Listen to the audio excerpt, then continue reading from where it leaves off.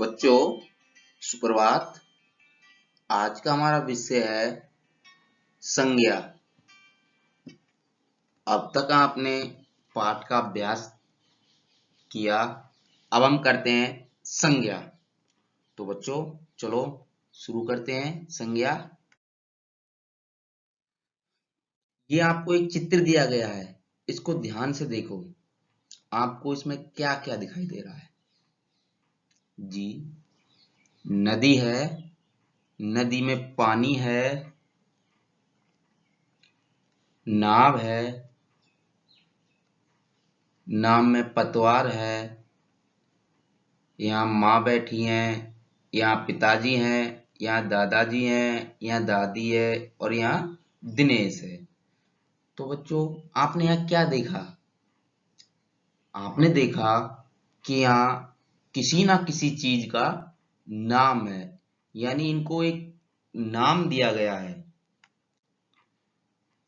आपने देखा इस चीज में कोई ना कोई नाम है, यही नाम संज्ञा कहलाते हैं। तो हमारा विषय क्या था? संज्ञा। हम संज्ञा के बारे में आज पढ़ेंगे। संज्ञा क्या होता है? किसी जीव, वस्तु, स्थान या भाव के नाम को संज्ञा कहते हैं।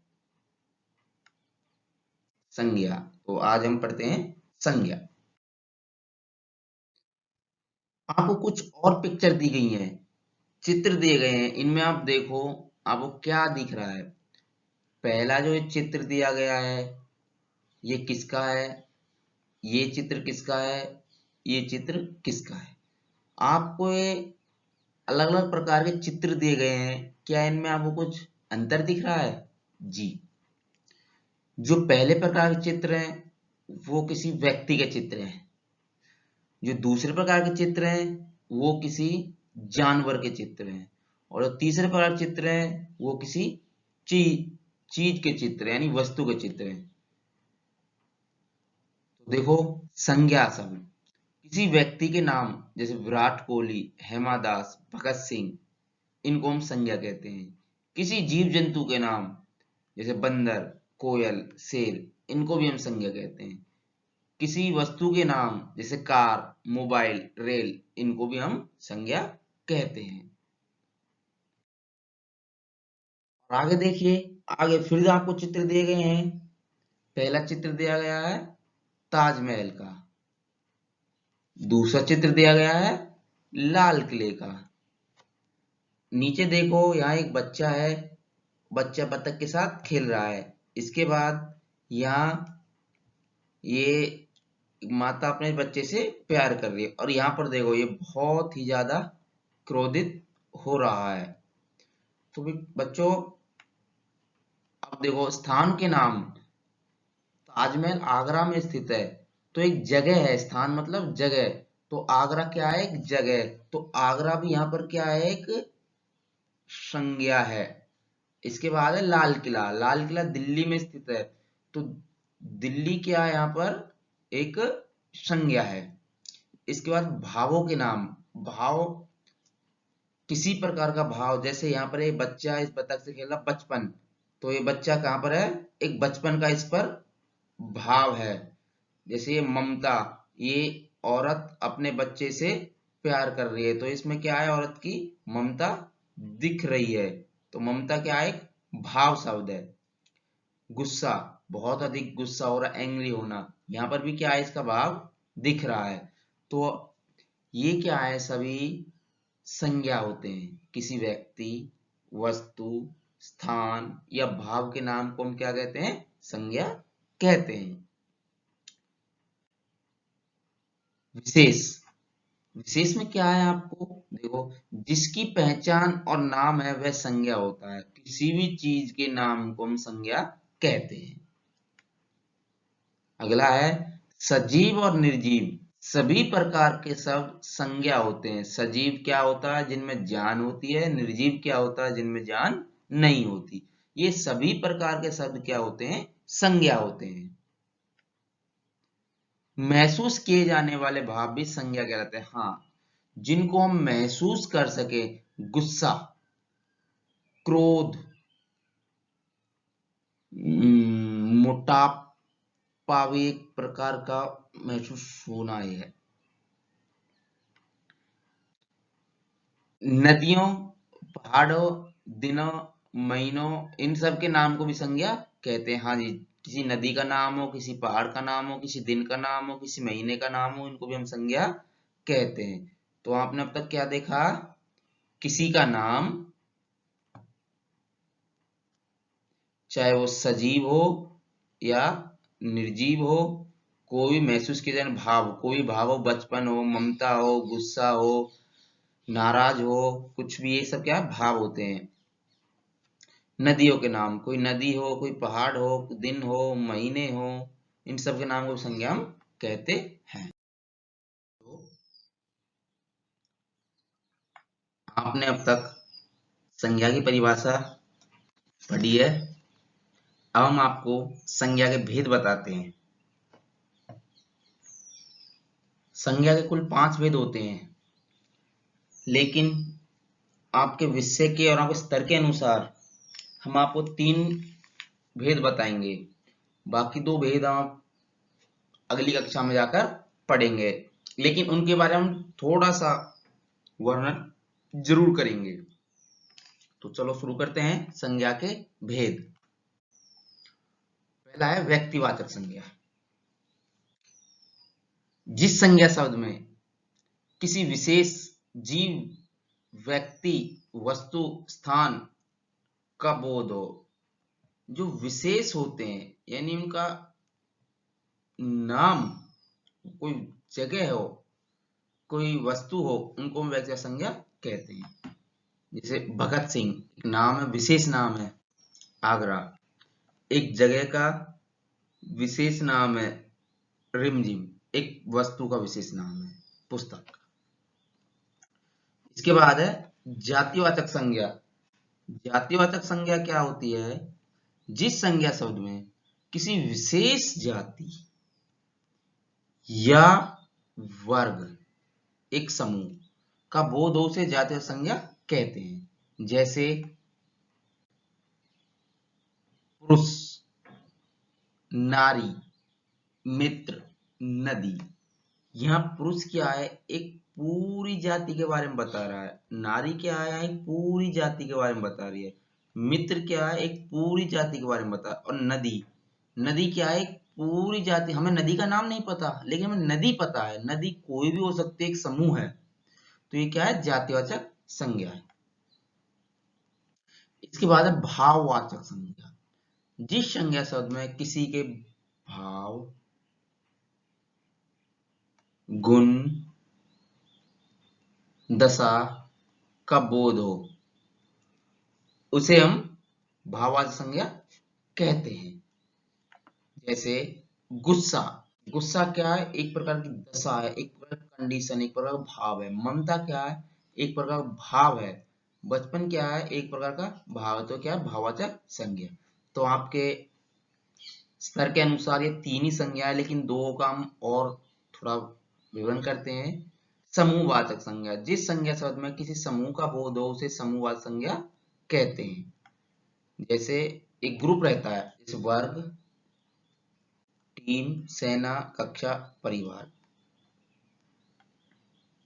द्रव्यवाचक संज्ञा। जिस संज्ञा शब्द में किसी सामग्री या पदार्थ का बोध हो, जिससे वह कोई वस्तु बनी हो, उसे द्रव्यवाचक संज्ञा कहते हैं। जैसे सोना, ऊन, चांदी आदि।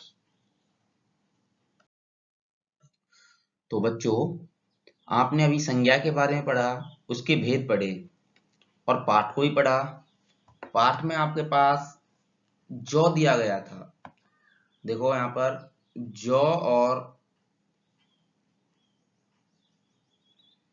गेहूं, गेहूं और जौ, ये दोनों क्या है? एक प्रकार के अनाज हैं। लेकिन गेहूं का अपना नाम है और जौ का अपना नाम है। ये तीनों शब्द क्या है? हमारे पास संज्ञा है। लेकिन गेहूं और जौ ये अलग अलग किस्म के अनाज हैं। यानी गेहूं एक अलग अनाज का नाम है, जौ एक अलग अनाज का नाम है। इसलिए ये दोनों व्यक्तिवाचक संज्ञा है। हाँ, अभी हमने क्या बताया था आपको, किसी का नाम। तो गेहूं एक नाम हो गया और जौ एक नाम हो गया। लेकिन यहाँ जो अनाज है, ये अनाज क्या है, जातिवाचक संज्ञा है। इसी प्रकार रिमझिम व्यक्तिवाचक संज्ञा है और पाठ्य पुस्तक क्या है, जातिवाचक संज्ञा है। तो बच्चों आपको व्यक्तिवाचक और जातिवाचक समझ में आ गया। व्यक्तिवाचक क्या होता है, एक स्पेशल नाम, एक पार्टिकुलर नाम, एक निश्चित जो नाम होता है वह व्यक्ति में वाचक में होता है। और जैसे पाठ्य पुस्तक हो गई, हमें नहीं पता कौन सी पाठ्य पुस्तक है, कैसी पाठ्य पुस्तक, ये क्या है, जातिवाचक है, यानी एक पुस्तकों की जाति है इसमें। तो आपको यहाँ नीचे देखिए संज्ञा दी गई है, इनका वर्गीकरण करना है दो प्रकार की संज्ञा में। एक करना है व्यक्तिवाचक में और दूसरा करना आपको जातिवाचक में। पहला हम करते हैं व्यक्तिवाचक में। व्यक्तिवाचक में हमारे पास क्या क्या आएंगे, देखो एक निश्चित, ये ले किस में आएगा, व्यक्तिवाचक में। धातु, धातु किसी का नाम नहीं है, धातु एक चीज है, लेकिन धातु कौन सी हमें नहीं पता। शेरवानी, हाँ शेरवानी एक निश्चित पहनने वाली हमारे पास कपड़े हैं, तो ये शेरवानी किस में आएगी, व्यक्तिवाचक में। भोजन, नहीं हमें नहीं पता भोजन कौन सा है, इसका कोई नाम नहीं है, लेकिन भोजन है, तो ये हमारे पास व्यक्तिवाचक नहीं है। तांबा, तांबा हाँ एक निश्चित नाम है कि भाई एक तांबा की कोई धातु है, तो तांबा किस में आएगा, व्यक्तिवाचक में। खिचड़ी, खिचड़ी भी एक निश्चित चीज है, तो ये भी किस में आएगी, व्यक्तिवाचक में।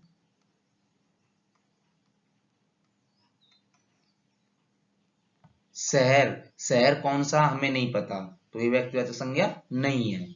वेशभूषा, वेशभूषा कौन सी है, काली पीली हमें नहीं पता, तो हमारे पास कितने आए, सिर्फ एक दो तीन चार, ये क्या है, व्यक्तिवाचक संज्ञा। अब हम देखते हैं जातिवाचक संज्ञा में। जातिवाचक संज्ञा, तुम्हारे पास क्या हो जाए, धातु, धातु कौन सी है, हाँ कोई सी धातु हो सकती है, तो ये क्या है, जातिवाचक संज्ञा में है। इसके बाद भोजन, हाँ भोजन कैसा, पका है नहीं पका, तीखा है, तो ये किस में आएगा, जातिवाचक। हमें इसका पता नहीं है, हमें पूरी उसका संपूर्ण जाति का बोध हो रहा है, तो यहाँ पर क्या आएगा, ये भोजन। इसके बाद शहर, शहर तो किस में आएगा, जातिवाचक में। इसके बाद वेशभूषा, ये भी किस में आएगी, जातिवाचक में। वेशभूषा। तो बच्चों आपने देखा, ये आपका अभ्यास था, इसके बाद आप अभी अपने आप अभ्यास करोगे। आओ अभ्यास करें। अब तक आपने देखा संज्ञा के, संज्ञा को पढ़ा, संज्ञा के भेद पढ़ा। अब इसके ऊपर कुछ अभ्यास करते हैं। निम्न शब्दों में से संज्ञा शब्द को चुनो। आपने संज्ञा के बारे में देखा है, उनके आधार पर आपको संज्ञा शब्द चुनना है। महात्मा गांधी, देखना, मुंबई, ममता, पानी, लड़ना, कार और बोलना, ये सब क्या है, इनमें से आपको संज्ञा शब्द चुनना है। तो पहला संज्ञा शब्द क्या है हमारे पास, महात्मा गांधी, बिल्कुल करेक्ट, क्योंकि ये किसी का नाम है। मुंबई, मुंबई क्या है, एक जगह का नाम है। ममता, ममता क्या है, एक भाव का नाम है। पानी, पानी एक चीज का नाम है, वस्तु का नाम है। कार, कार भी एक वस्तु है, सामान है। तो ये सभी क्या आते हैं हमारे पास, संज्ञा शब्द थे।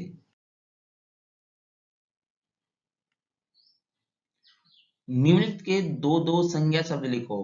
हाँ, प्राणियों के नाम, किसी भी दो प्राणी के नाम लिखने हैं आपको। वस्तुओं के नाम, किन्हीं दो वस्तुओं के नाम लिखने हैं। स्थानों के नाम, किसी भी दो स्थान के नाम लिखने हैं। भावों के नाम, किसी भी दो भावों के नाम को आपको लिखना है। नदियों के नाम, आपकी मर्जी है, आप दो नदियों के कौन से नाम लिखें, वो आपको नाम लिखने। इमारतों के नाम, किसी दो इमारतों के नाम। तो अब तक आपने संज्ञा के बारे में पढ़ा, संज्ञा के भेद जाने। अब आपको एक गद्यांश दिया गया है, इसमें शब्दों को चुनकर रेखांकित कीजिए और भेद भी बताइए कि इसमें देखना आपको संज्ञा शब्द कौन कौन से हैं। तो इनको आप चुनो और चुनकर नीचे दिए गए